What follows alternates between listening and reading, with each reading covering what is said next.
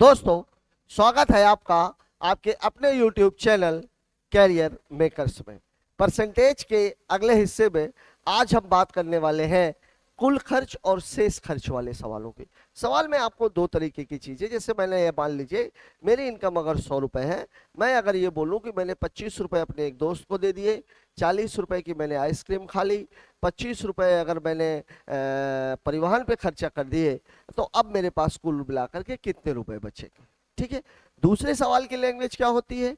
25% दोस्त को दे दिया, शेष का 40% का आइसक्रीम खा लिया, शेष के 25% को परिवहन पे खर्च कर दिया और अब इसके पास इतने रुपए बचे। शेष वाला मामला क्या है? अगर मैंने 25% खर्च कर दिए हैं तो खर्च तो मेरा 25% ही है।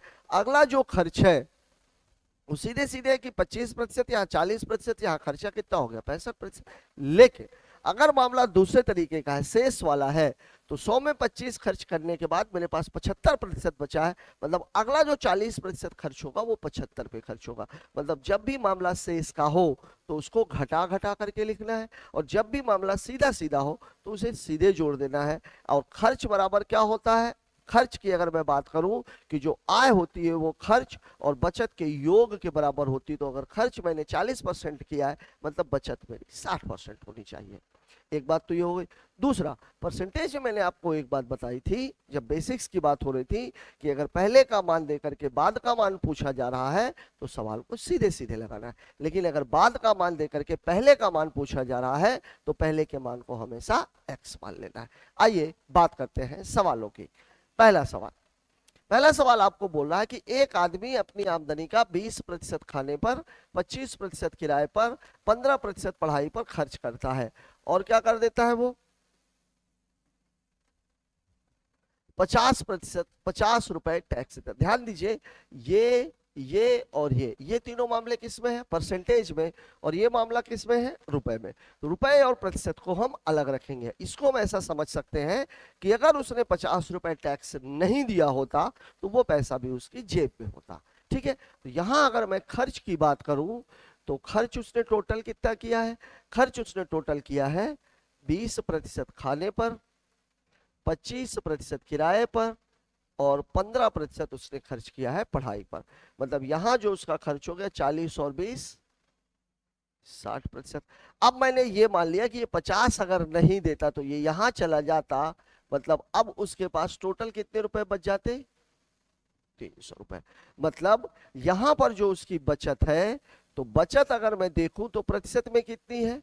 100 माइनस 60, मतलब कितनी है? 40%। और जो मुझे बचत दिख रही है वो कितनी दिख रही है भाई? 50 रुपए टैक्स वाली, 250 उसको जेब में है, वो कितनी दिख रही है मुझे? 300 रुपए। मतलब 40% की वैल्यू 300 रुपए के बराबर होनी चाहिए। अब आपसे पूछा क्या जा रहा है? आमदनी। तो आमदनी हम हमेशा प्रतिशत में कितनी लेते हैं? 100%। मतलब आपको सवाल में दिया हुआ है 40% बराबर 300, तो 100% बराबर हो जाएगा 300/40 गुणे 100। ये और ये कैंसिल, 2 दूनी 4, 2 पंचे 10, इसको काट लेंगे 150। मतलब उसकी जो टोटल आमदनी थी वो थी 750 रुपीज, 750 रुपए।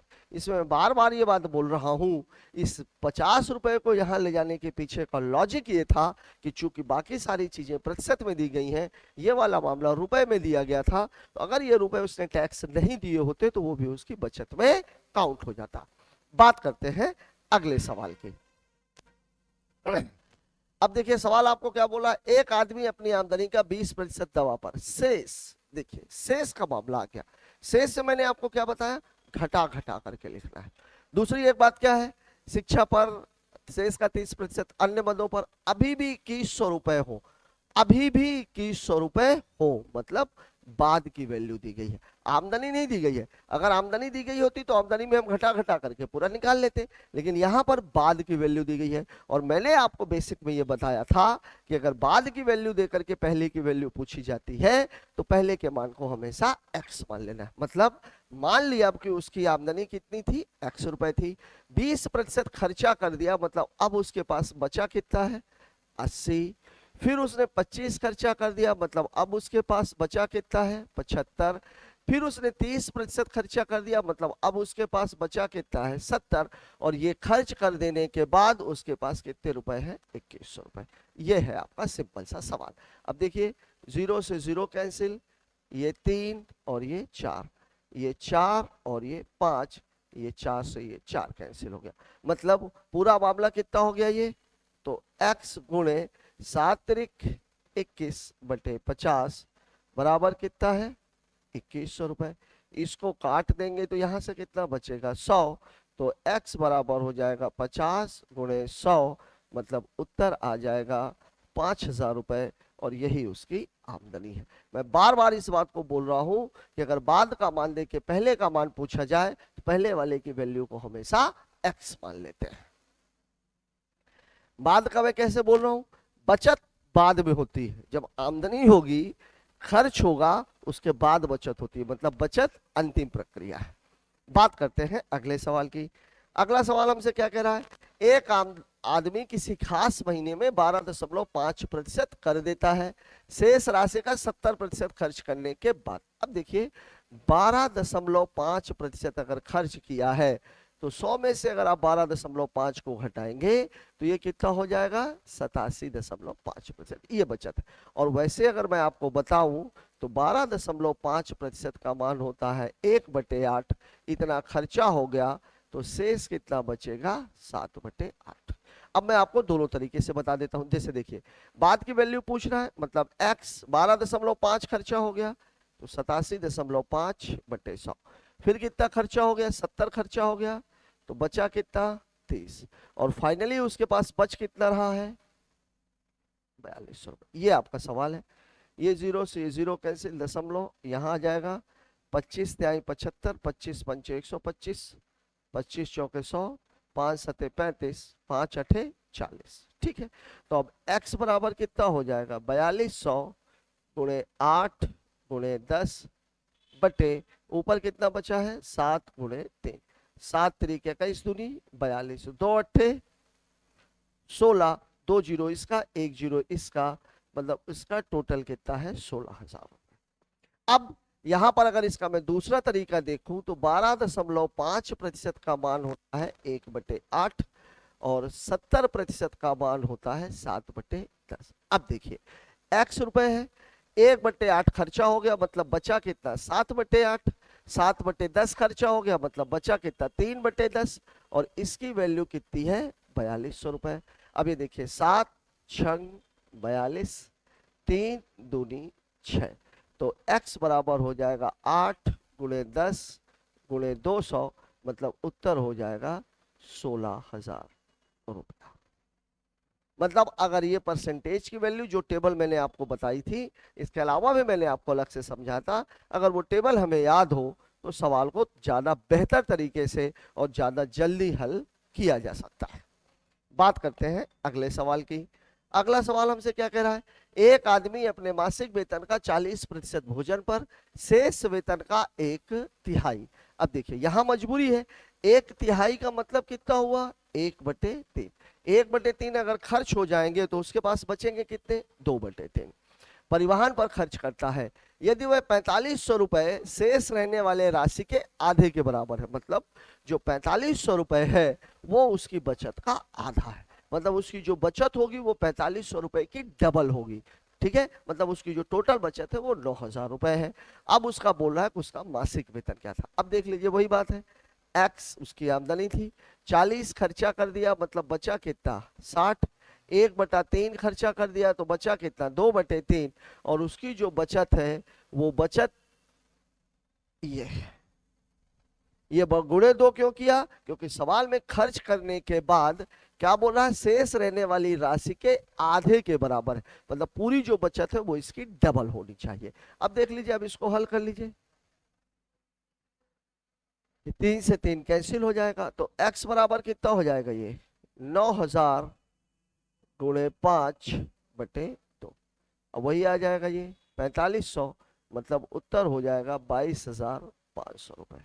अब वही मैंने आपको बोला, देखिए 40% की वैल्यू कितनी होती है 2/5, 1/3 तो सीधा सीधा दिया हुआ है, मतलब x गुणे 3/5 गुणे 2/3 बराबर कितना है 4500 गुणे 2। इस 2 से ये 2 कैंसिल, ये कितना हो जाएगा 1500। तो x बराबर हो जाएगा 1500 गुणे 15, मतलब उत्तर हो जाएगा 22,500 रुपए।